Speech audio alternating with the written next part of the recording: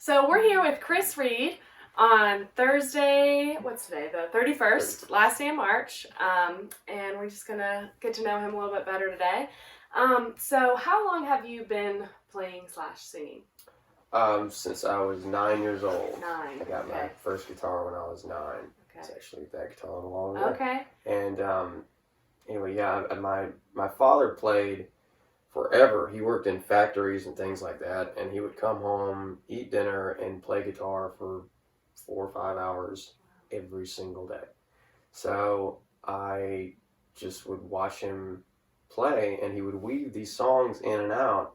And when I wanted to learn how to play, finally, he said, "Just watch my fingers," and that's how I learned, which has helped me a lot in bands, because I'll just look at some guy's fingers and play exactly what he's playing. Yeah. So. Okay. So is that kind of, do you have like obviously that is one of your kind of first musical memories, but do you have a specific memory that that you remember that made you decide, okay, I'd like to learn now. I'm ready to learn to play guitar?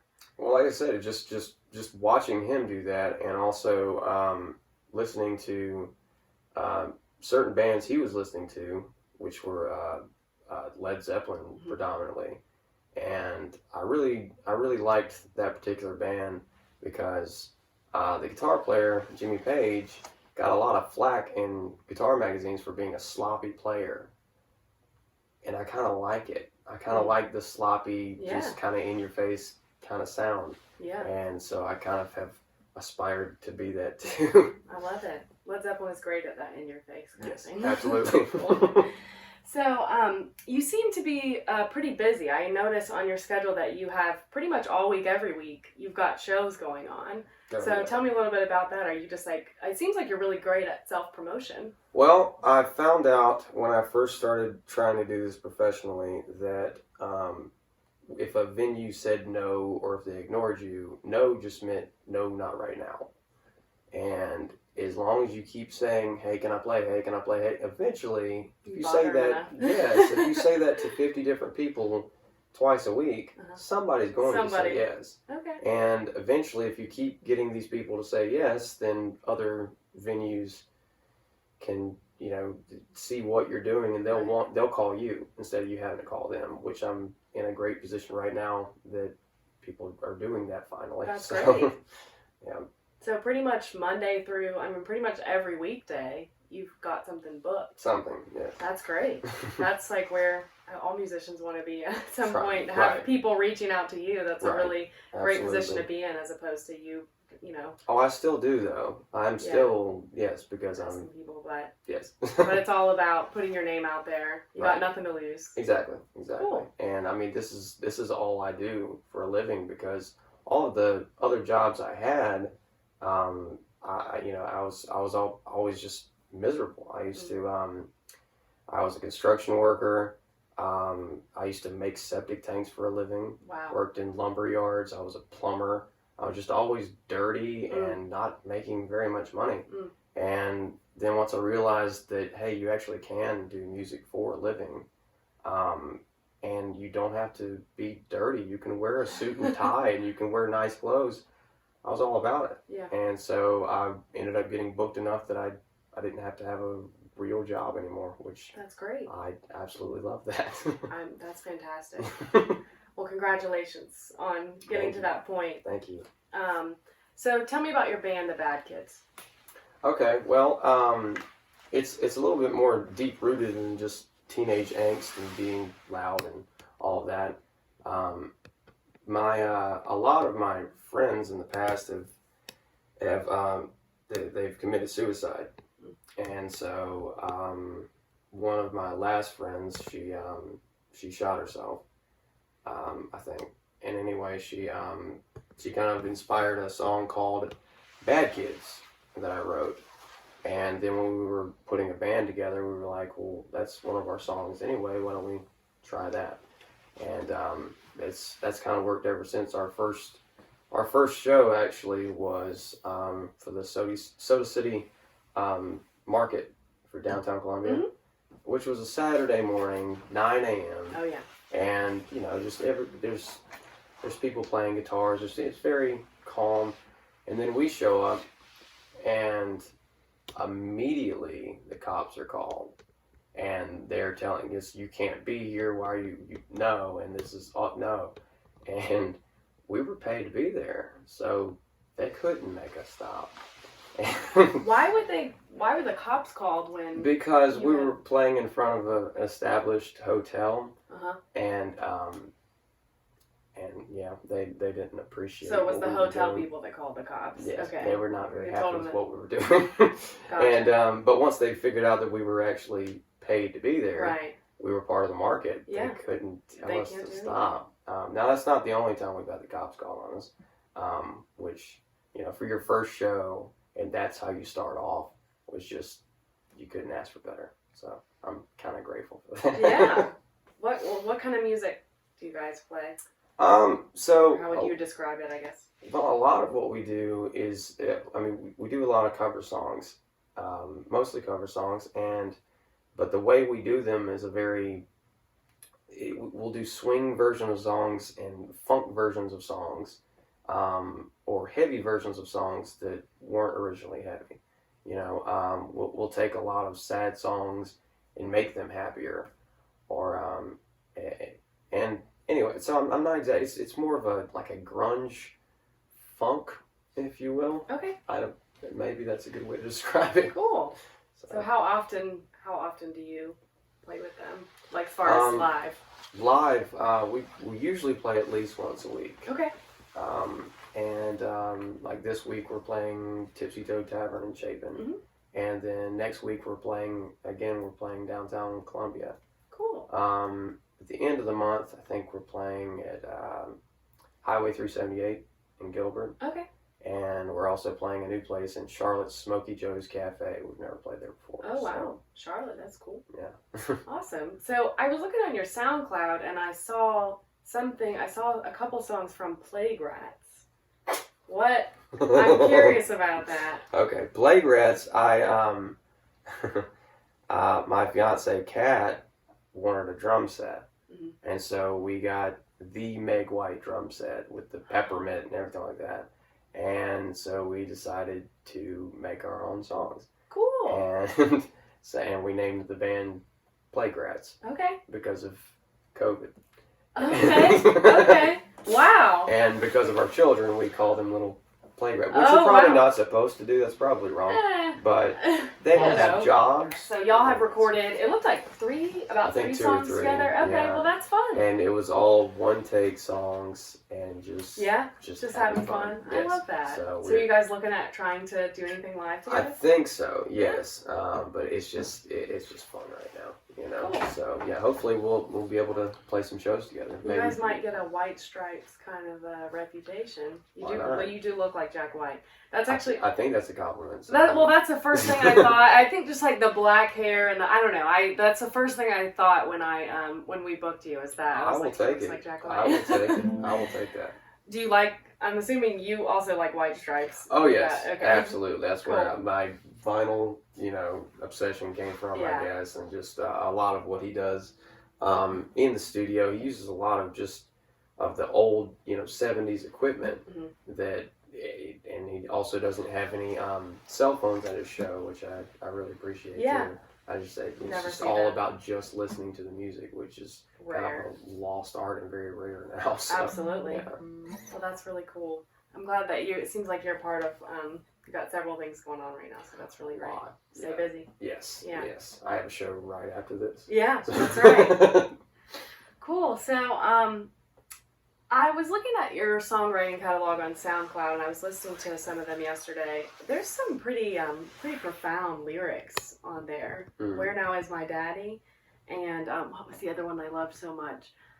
Happy Again. Mm. Those two were very deep, meaningful lyrics. And I love the part in Where Now Is My Daddy where you said he gave me his blue eyes, but he didn't teach me to see. Oh, God. Yeah. Yeah. That touched me really deeply. Yeah, that was actually that was for my stepdaughter. That's for her and what she has gone through. Wow. So, okay. Yeah. What was I'm curious, that last lyric, a man for a boy is a better daddy anyway. A man for a boy is a better daddy anyway. Yeah. What does that mean? Meaning, because it says, now to all you daddies with kids with different names, it's not hard to try and get out of the game. At least you changed. So a man for a boy is a better daddy anyway. So if you're going to step up and be a stepdad, you know, that's better than if your biological dad's just being just a boy and not standing up to the plate. Gotcha. You know? Okay. I love that. That's really beautiful. Thank you. That was a really hard song to put together. So, yeah. but I thought it was important. Yeah. Hard, just like emotionally. Yes, difficult. absolutely, Yeah. absolutely. I can imagine. Yeah. Oh, cool. So I wanted to talk a little bit about your vocal range. I noticed that like a lot of your songs, you'll start sort of like low and kind of I can't think of the word, and then there's like always a crescendo. It seems like every song, it always seems like you go up and get louder and get bigger and more like. Well, I asked somebody. It was actually somebody who's subbing in for our bassist. His name is Travis Shaw. He's a great guy. And I asked him on a gig, I said, I'm just curious, man, what do we sound like? He goes, you have a Halloween voice. I'm like, Halloween voice? Huh? What does that mean? So I really don't know, but I'm okay with it. Yeah. And I've owned it ever since. Yeah. So now that's the best my bandmates now make fun of me. And for so, all right, Halloween voice, you know. That's funny. And we wrote a song called Halloween Voice. Oh, that's great. I love it. So, yeah. Well, that's the best thing you can do is to own it.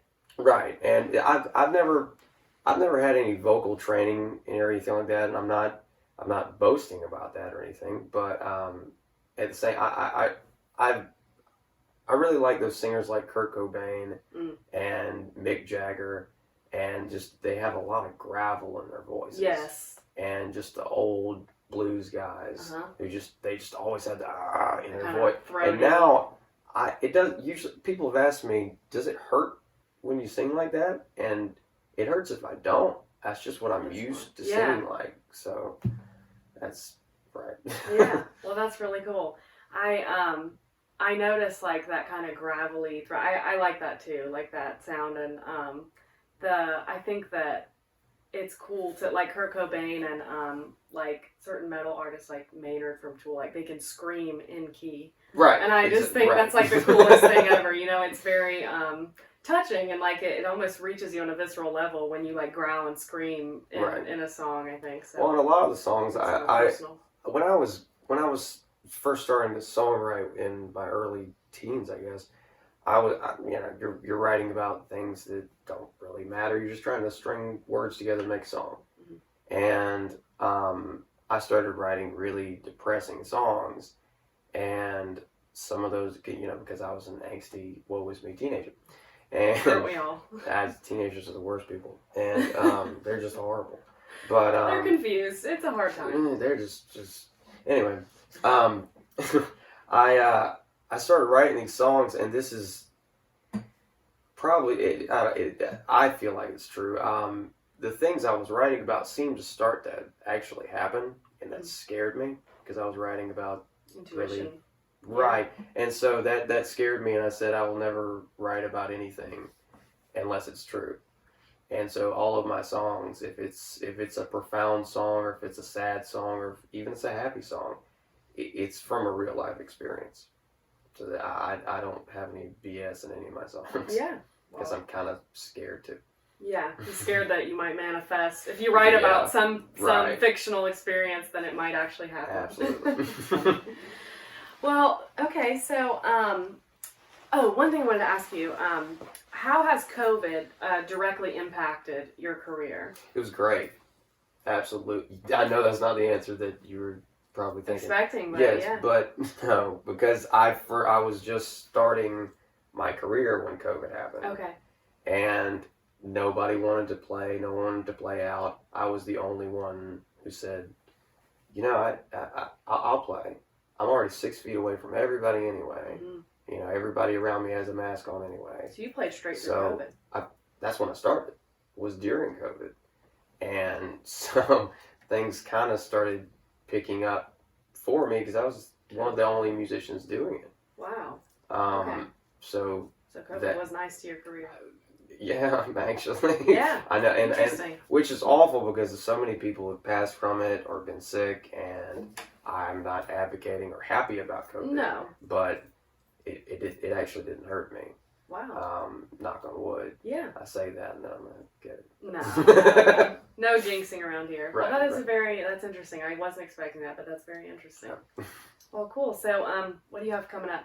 I know you have a gig tonight. Mm-hmm. This weekend I'll be at Tipsy Toad on Friday with the full band. Okay. And then Saturday I have 2 shows. I'm playing at Holy Smoke and Barbecue in Florence. Okay. From noon to 3. And then from 6 to 9 I'll be at Trevinia Kitchen in Lexington. Oh yeah, in Trenton? Mm-hmm. No, Trevinia Kitchen in Lexington. Okay.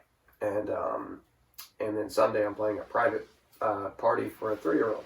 Wow. Yes, because I can play Wheels on the Bus and things like that. Yes, absolutely. Awesome. You'll be like the hero to those 3-year-olds. You'll be like the coolest guy. I played her 2-year-old birthday party last year. That's so great. I love that. Very versatile stuff you got going on. Yeah. So when you play alone, is it just you and your acoustic, or? Usually. Okay. Usually. But a lot of my playing and practicing, which I know is probably not what you're supposed to do, but a lot of the things that people see me do on stage, I'm doing for the first time.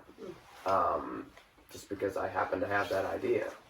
And like during rehearsal the other day, we were talking about being respectful for certain songs, and maybe we shouldn't match these songs with that song. And we were talking about Alice in Chains specifically.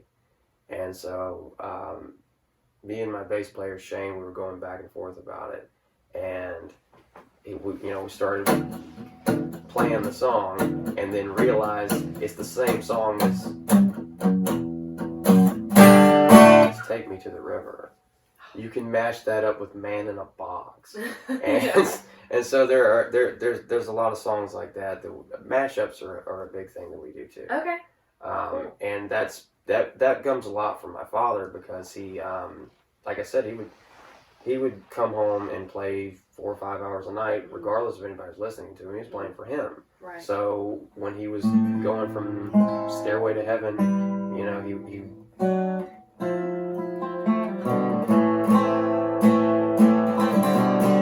go into All Along the Watchtower, and then take this badge from me, and he would just go from song to song to song. Yeah. And once I realized that the songs he was playing, they all had the same chords. So I didn't realize that there's like 3 songs ever. And the rest of them are just adding something here and there. Yeah. And so it became kind of comical that you can, you can mash almost any song with another song that's in the same key. Yeah. Well, cool. What was that Alice in Chains song we were listening to a couple of Sundays ago? It came on the radio, and so great. Can't remember the name of it. That day, hands all bruised from breaking rocks all day. No excuses. There we go. Yeah. No excuses. Yeah. I heard it on the radio, and then we just caught the tail end of it on the radio, so we were like, oh, let's put it on the phone and play it, and we listened to it a couple times through. That's a great song. Yeah, the unplugged version's my favorite. Yeah.